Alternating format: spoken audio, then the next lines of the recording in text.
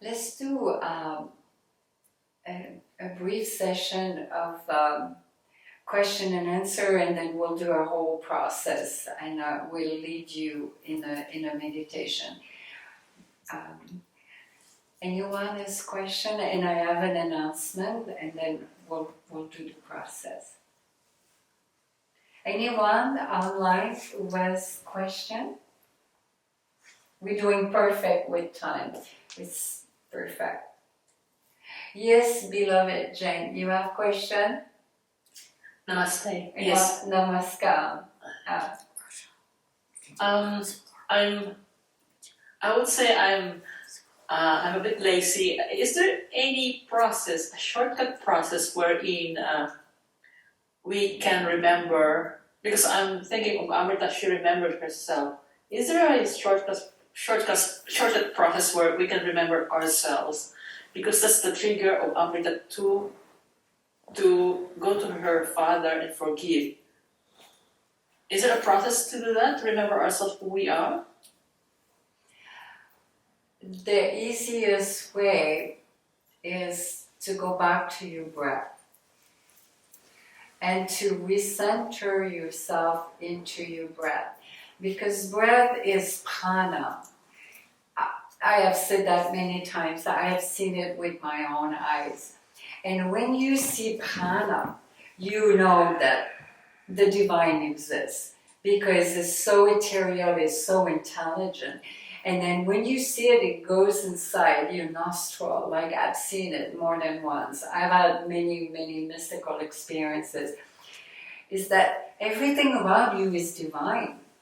Not just you, but everything. The air we breathe is divine. Even though you don't see it, you go back to your breath. I encourage you to have a ringing, a singing gong, but if you don't have that, you could have a bell, because those are a reminder. Stop regularly during the day and just think, because people forget to breathe. Because spirituality is so simple. You know, they made it a whole business out of it. They made it a whole thing about it. They made religion out of spirituality. But it's so simple. It's who we are. Just breathing, to be in a moment of breathing. You see, yesterday I went for a beautiful walking meditation in the moment. We had a glimpse of sun, because here we've been having a lot of rain, which is a blessing. And for the last few weeks, it was like a little beam of sun, and I went early, and I went for beautiful walking meditation. No thoughts was coming, and I was just fully conscious of my breathing. And I looked, and there were so many dogs playing. They were so happy, and they were jumping, and I look and I say, wow, they are really experiencing their divine presence, like I am right now in this moment. That's what it is, experiencing your divine presence. When you play, you go out and play, you lose yourself.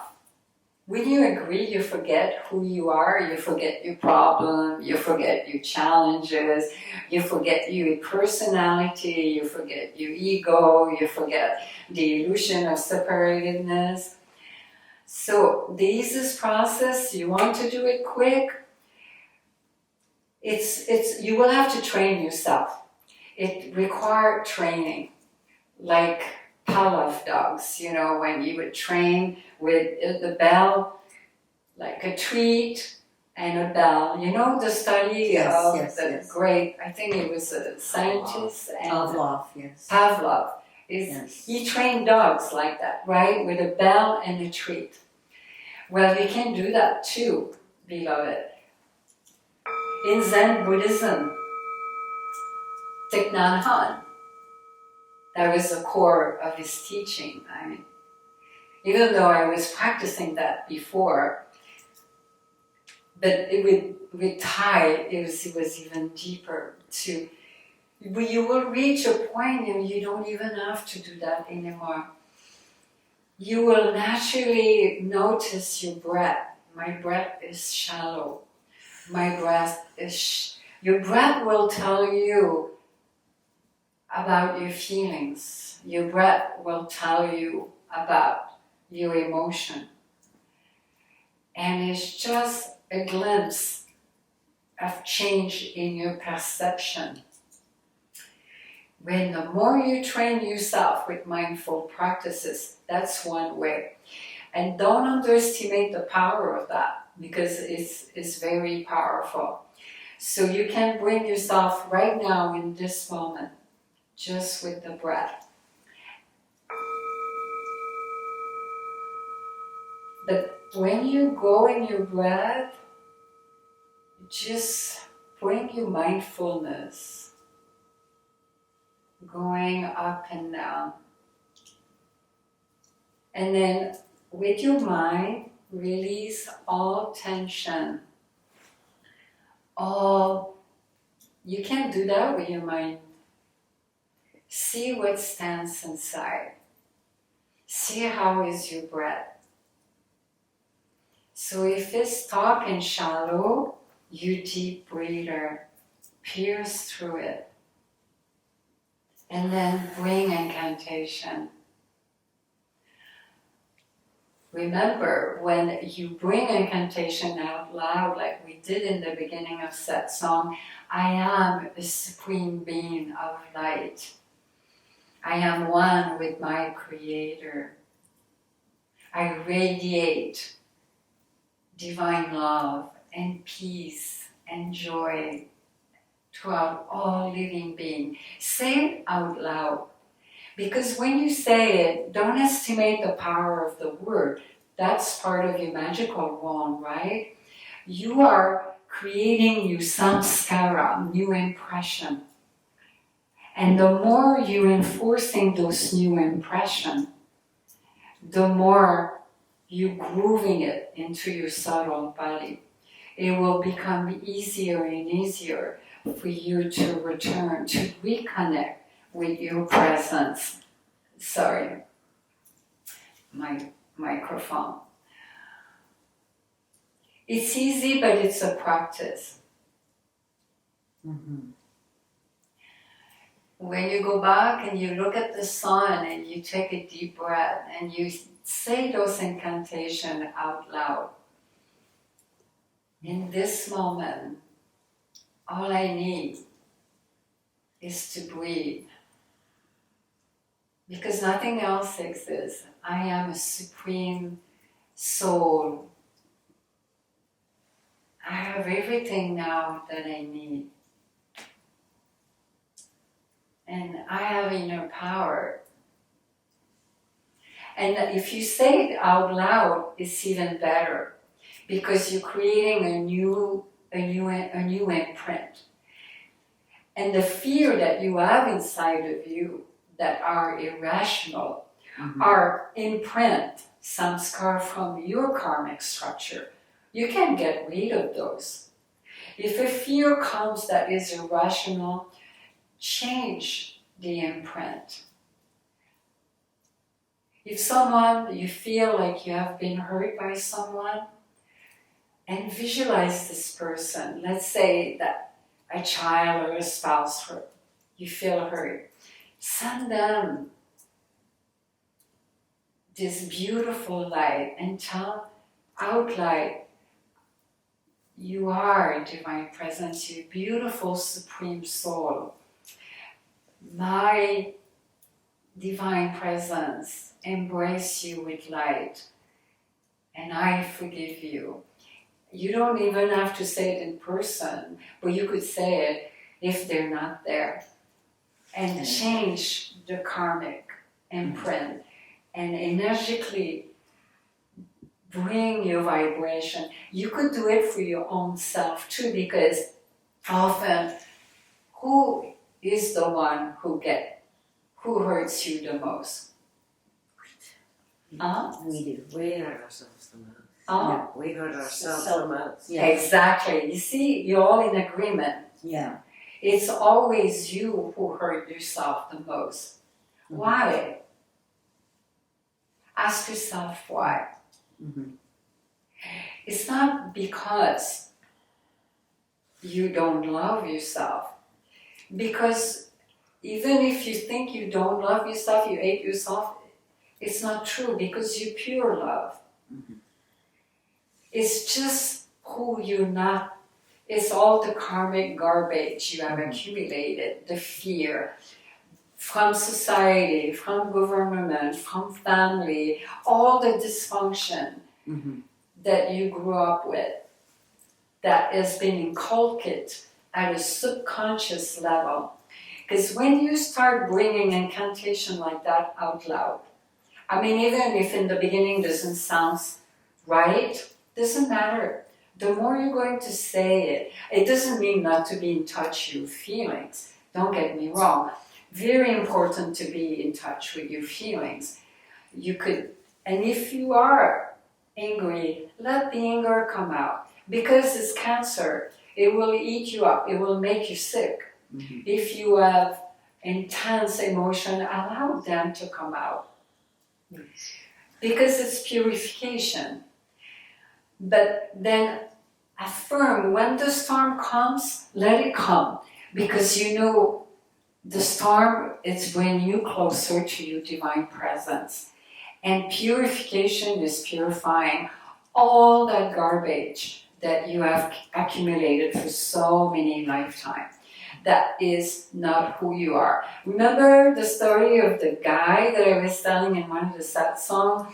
He was carrying this big bag on the street and walking for miles, and his whole, the weight collapsing. Whoops. That's what karmic structure does. It will bend you. It's such a load, it's such a burden. And who is responsible? Exactly. Yeah, go ahead, Dave.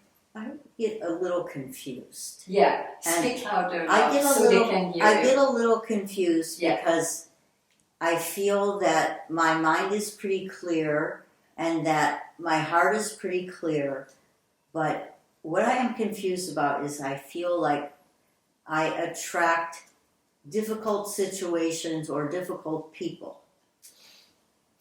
What is the confusion, beloved? The confusion is that I don't understand why I attract these things. When I feel like I should be attracting people like you. But you are, you're here. No, but I also have another thing I'm still confused. Okay, Yeah. I will bring some clarity to that. And what V was saying is she's confused because in her mind, that's right, please correct me if I'm saying that wrong, Okay. that she feels like she's attracting unpleasant situation. Is that correct?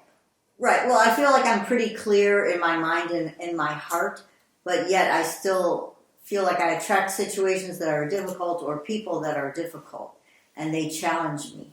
She attracts people that challenge her. Yeah. But where is the confusion, may I ask? I don't understand why I'm attracting this. Okay, the question is, she doesn't understand why she attracts such people. Actually, it's a great question because it happened to a lot of people. I love it.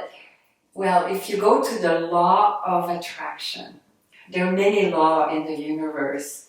There's many universal laws. The law of cause and effect, the law of attraction, the law of giving and receiving. The law of attraction, that's the perfect example with V here.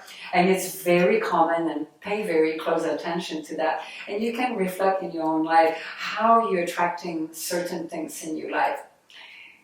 Now, I'm not going to say anything, but I'm going to ask you a question to probe you a little bit. Who do you think is attracting that? Number one. I told you I am. Okay, great. Beautiful. Now I wanted to make sure you realize that. Okay, she realized that she's Amrita. She's attracting that. And how do you think you do that? What is it that you're not using, or you're using not the right way, based on what we have been discussing so far? It's for me, it's like a pattern, and it goes back to my childhood, and I I agree that it's your mind and it's forgiveness. No, remember what we talked about your earlier thoughts, in your all thoughts. in all the satsang? Your thoughts, your magic wand. Exactly. So the reason why you attract that, it's imprinted in your karma. It's a karmic structure. There are samskara. Right. Your samskara form your vasana, your tendency. Your tendency form your energy habit. Your energy habit lead your destiny. So your destiny is what you're facing. You're attracting all those kind of weird situations where people attract, who are disturbing you. They're challenging you. It could be your father, it could be your mother, it could be your daughter, it could be your neighbor, it could be your boyfriend, your girlfriend, it could be the neighbor, it could be anyone, right? Because in you imprint, in how you're vibrating, you attracting that. However, V forgot that she has a magical wand. So it's not just the mind, it's you could start changing your samskara, your imprint. What I would recommend, Vishlensa, is that you do sadhana, because it goes both ways. When Kundalini purification start happening, you start getting rid of a lot of vasana and samskara, the imprint. Getting rid of conditioning, accumulation, all of this is part of personality. So when you start getting rid of that, you start feeling lighter, you at ease, you blissful, you joyful, you love everybody, and you vibrate at a higher level. You embrace everyone as yourself. You get into a state of ecstasy, you feel successful, you start attracting new people. That's the law of attraction. Because you started vibrating at a higher frequency. Then suddenly you start noticing your life experience is different. You're not attracting those very difficult situations all the time.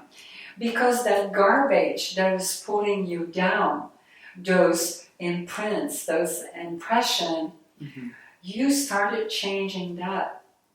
The karmic structure made you lighter because there is less garbage. And then you started vibrating at a higher level. You have different impression. You start, because that's what happens when you walk on this spiritual path. You changing, you get rid of karma. You starting vibrating at a higher level, and then you embrace your divine presence. You trust the inner knowing. And then courage is a natural thing for your divine presence. It's not a barrier anymore. And then suddenly you will notice the people in your life. Don't be sad if people leave you in all relationship. It's okay if you go through a little period, but it's a blessing because the Divine Mother brings you new experience. It's the time for your divine presence to come at a high level to really experience this life differently. And then you will notice your interaction will be very, very different. So if you see that you're struggling and they're challenging you, just bow down to them. And then just breathe. And then say, I'm a supreme being, a divine soul. I embrace everyone as my creator. You don't have to tell them. And see them as teacher. They're showing you something about you that you need to transform. Even your worst enemy can be your best friend. And that includes for your own self. When you're hurting yourself, beat yourself up with anger. And know that it's not coming from you. It's coming from all that garbage. The conditioning, the personality. That is not you. Does it start making sense a little bit? Yes.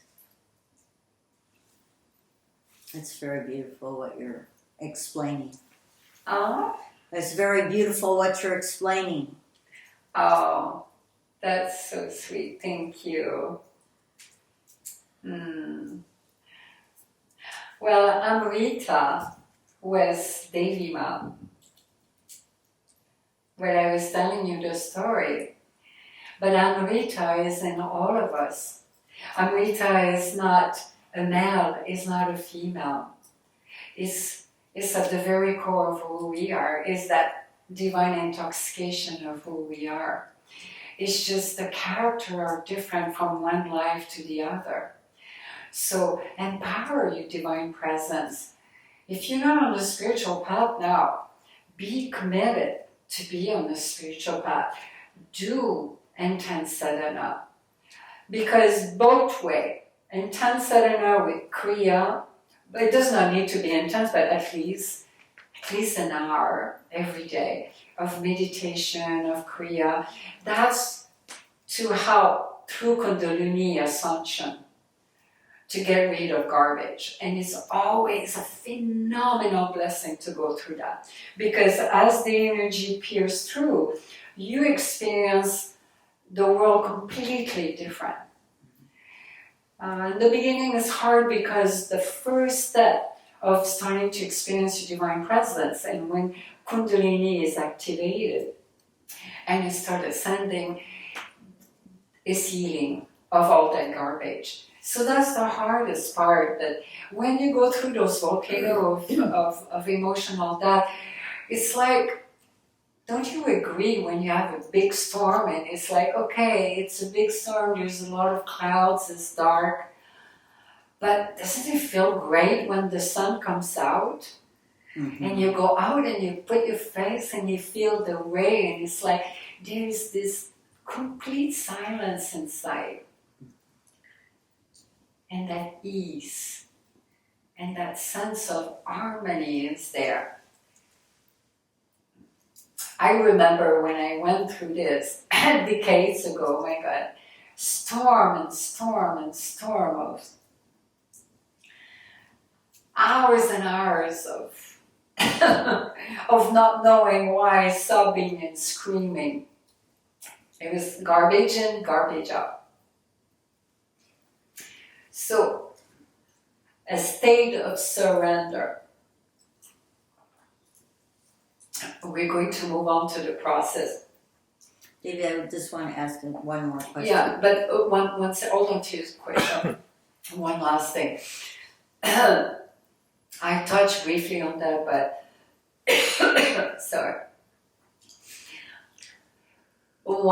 In addition to the breath, is always be in a state of devotion and surrender. That's the fastest way. You go back to your breath, throw it at the divine and say, this is too much for me. I can't take it anymore. I surrender to you. It could be to Shiva, to whatever you put a name to it, to the Divine Mother. And then just go back to your breath. And surrender. Surrender is a process, it's not an act. And you bow down. You could really literally bow down on the ground. And be in a state of humbleness. That's a fast way to go back to your divine presence. Because you're making a distance, you're allowing the divine to take over. Mm-hmm. Give yourself that gift. Thank you. Don't you deserve it? Yes. Give yourself that gift to experience your presence, which is the presence of the Creator that trapped inside of all of us. What was your question? We have another question. What is Kriya? That's a great question. I'm glad you brought it up. Kriya, even though I mentioned it, but it's easy to forget. Kriya in the yogic tradition is, Kriya means action. It's through pranayama, when you do some pranayama, breathing practices, that are into a certain rhythm, a certain organized fashion, which accumulate to gaining a certain control of the life force energy. Because that's what gives our inner power, is to be able to gain that control of the life force energy. And so it's an action into a yogic practice. And here at Devi's Grace, we have Siddha Satchitananda. And it's really subtle, but really powerful. Because it brings equanimity, it brings a sense of ease, a sense of harmony, and you can really go straight to your bliss body. And you do it in 20 minutes. And it purified the samskara and the vasana, all the imprint. It helped to get purification of the samskara, of karmic structure. There are other forms of kriya. Any pranayama that is put into a certain fashion, not just one, but a certain full, like Siddha Satchitananda, for example. It's a whole, it's a combination of 3 different mantras combined with a series of certain pranayama, which accumulate into a sense of surrender and allowing your inner power to experience your divine presence. Because when I say divine presence, ultimately is the presence of our Creator who thrives inside of us. I was just thinking that, I grew up in a different country. And You can what? I grew up in a different country. Yeah, And you grew up in, may I say, in India. Yes. You grew up in India. Right. And I'm very well acculturated here, and now I see a lot of psychotherapy, and everybody is very involved, and psychotherapy is so linear. And I feel that people miss out on bettering themselves, getting healthier, by missing the spiritual aspect. The spiritual aspect of what Shri was saying, that she grew up in India, so for people on Zoom, and that here in the Western Hemisphere, people rely heavily on psychotherapy, psychology or psychiatry. It's true, but it's just, again, this is a karmic collective of the Western Hemisphere. You see what I'm saying? You're saying, yeah. Because it's the samskara of the Western Hemisphere. Yeah, I see what you're saying. That were the same way in Asia, especially in India in particular, the samskara, if you look at the karmic collective consciousness of that country, it's all based on spirituality. You see, but also they're kind of a little bit out of balance too. It's like Western Hemisphere is in one way so in the materialism and the mental aspect, because the mental health here in the Western Hemisphere is deeply, deeply, deeply, what is the word Devi Ma is looking for, affected. I mean, if you look, like when I talk about 40% of the population are suffering of serious depression. And in India, I was hearing that the percentage last year, I think during the pandemic, it was over 135,000 youth committed suicide in India. That's very serious. I mean, I don't know what is the statistic here in the Western Hemisphere, but people either are suffering from anxiety attack. The percentage is so high, but now depression is rampant. It's like cancer. It's really rampant. But the point I will say, what Shubi was saying, is psychology serves a purpose for some people. But it has its limitation because it works on the level of the mental body only. The Mana Maya Kosha. Mana means from the lower part of the mind, the jabbering mind, the mind constantly, like, you know, when you hear your mind always telling you things, oh, you're not good, you're so dumb, you're stupid, you're worth nothing, I hate you, you know, all that The monkey self-talk. mind. The monkey mind. The monkey mind. In Zen Buddhism, there is a beautiful story. I've said it in Becoming the Light Inner Journey Mastery Program. And it's in Zen, there's a story, I will say it just briefly. Here there is a Zen master sitting, and there's a man, this happened thousands of years ago, and a man is galloping on a horse, and the horse is going completely very fast and wild, and then I think the Zen master says, my child, where are you going? And the man on the horse says, I don't know, ask the horse. And so the mind is like a wild horse. And I love that story. I love telling the story because it's like a wild horse. It's training the mind, but training the mind is not enough. If you're not mindful, how can you train your mind? So mindfulness is more important, number one. And it's so subtle. Because it's so subtle, people don't take seriously. And you would be amazed of the power of mindful practices and using your magical wand. Because using the magical wand is also using it mindfully and with deep awareness. What's good to have that inner power if you don't use it mindfully. You see what I'm saying? Mm-hmm. You got to stop yourself during the day. Check in with your breath. Check in with your emotion. Because the secret of that, when you check in, you're not accumulating karma. You're stopping karma in that moment. Because if you have anger in this moment, and you're not aware of it, or hatred, or let's say you have a deep sorrow, and you're repressing it, and you're not in touch with your feeling, you are your worst enemy in that moment. Because you know what you're doing?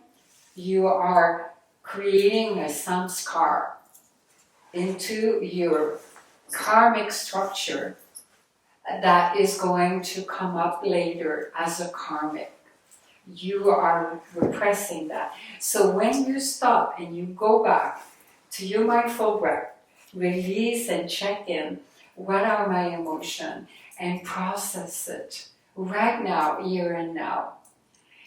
So if you have feeling, deal with it now. And the perfect example of that is Amrita.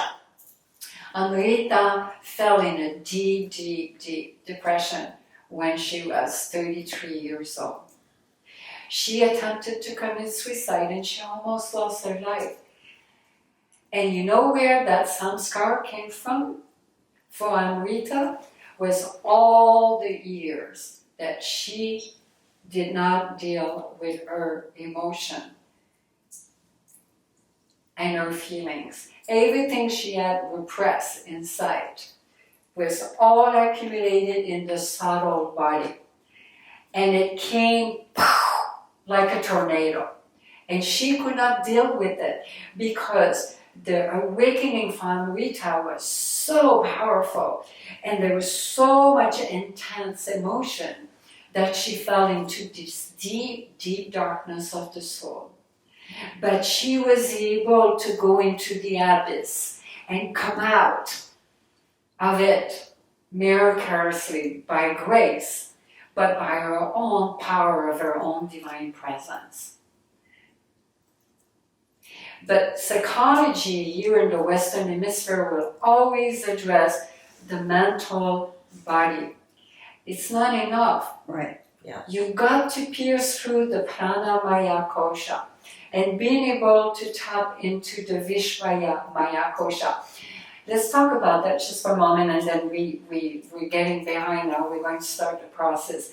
Is Vishvaya Maya Kosha is where you tap into the cosmic mind, where in the Akash, where everything is there, every knowledge, wisdom, it's like the mind of God. And you tap into pure consciousness, where you experience not only divine presence, but go into state of samadhi, all kind of state of samadhi, can experience all kind of mystical experiences,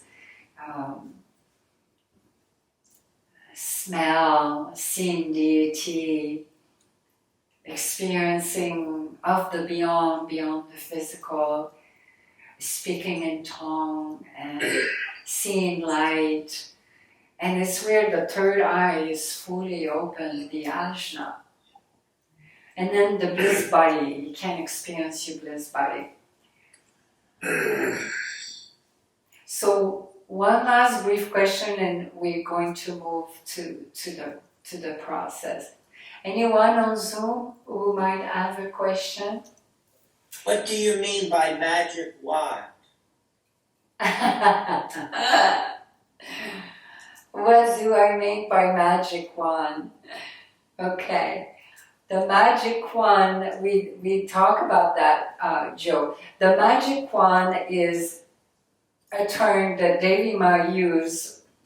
It's an inner power within ourselves of how mindfully we use our thoughts, our words, our emotion, our energy, and our emotion and feelings, how we gear it to the highest. But mindfully, emotion, you can gear it passionately to the divine, to the highest, with your emotion. We talk about that throughout, but this is something you might not grab in the very beginning. It might take a little time. It takes time to really understand and start being aware of that inner power within yourself. Do you understand a little better? We talked about it a lot in the beginning of the satsang. Yeah, but you talked about it as if like it was already known what it was, so that's why I didn't know.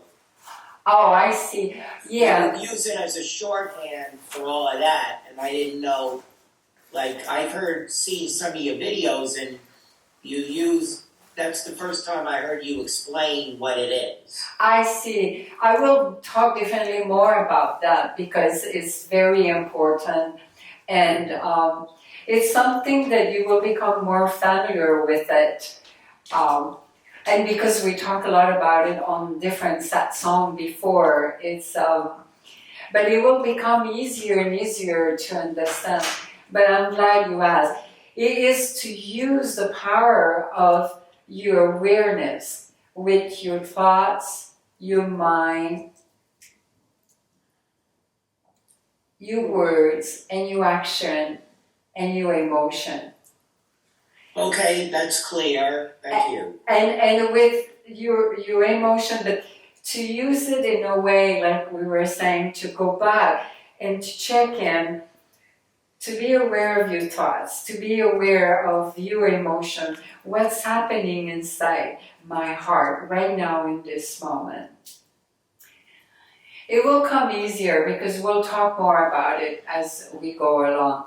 Is to go back during the day and say, my magic wand, am I using it right now? How am I loving myself? How am I blessing other and myself in this moment? How are my action? What are my emotion right now? Am I processing my emotion or am I repressing my emotion? Is to really use it mindfully. Is it a little bit clearer, Joe? Yes, it is. Thank you. Oh, my pleasure.